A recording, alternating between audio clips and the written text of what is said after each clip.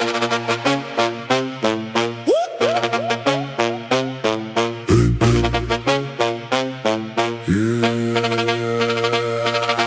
liniște în casă și e rece.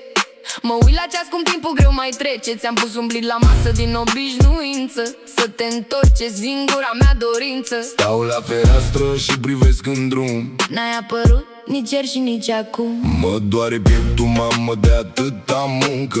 Aici e vânt și ploaia mă alungă. Sunt printre mii de oameni, dar sunt singur, că drumul meu e greu și nesigur. Îmi șterg sudoarea și mai rabd un pic, să spun în mână bani să nu-ți lipsească nimic. Căci frica cea mai mare mă îngheață, că n-o să te mai prind, mamă, în viață. Și într-o zi când banii n-or mai avea preț, voi bate la o poartă cu leacă și înghe. Dacă te pierd pe tine nu mai am cărare, voi fi un străin pe lume fără nicio alinare.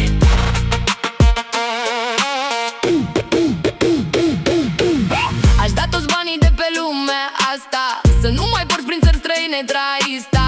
Grădina e pustie sau uscat, de când tu, puiul mami, ai plecat. Mi-e teamă că îmbătrânești și n-o să pot să te mai strâng la piept, să uit de tot. Nu plânge, mamă, n-am plecat de bine.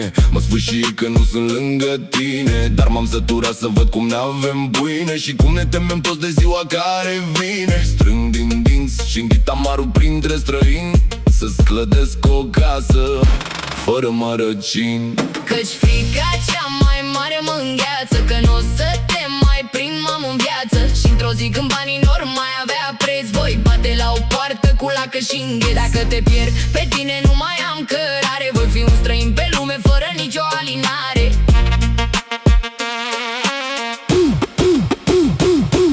Pereții sunt tăcuți și mă apasă, nu-mi trebuie palate, te vreau acasă. Căldura din odaie s-a pierdut, ești tot ce am de când te-am născut.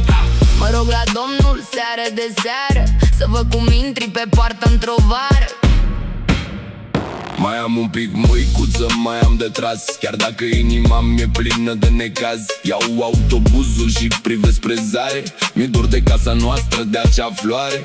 Vin curând în jur cu fruntea sus, să fim de grănile ce depărtarea ni le-a pus. Căci frica cea mai mare mă îngheață, că n-o să te mai prind, mamă, în viață. Și într-o zi când banii n-or mai avea preț, voi bate la o poartă cu lacă și înghe. Dacă te pierd pe tine nu mai am cărare, voi fi un străin pe lume fără nicio alinare.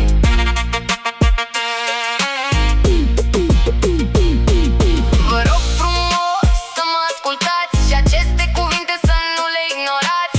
Dacă aveți părinți, nu ezitați și cât mai des posibil să-i vizitați. Poate cândva veți vrea să povestiți și cu tristețe doar la cimitir îi mai găsiți.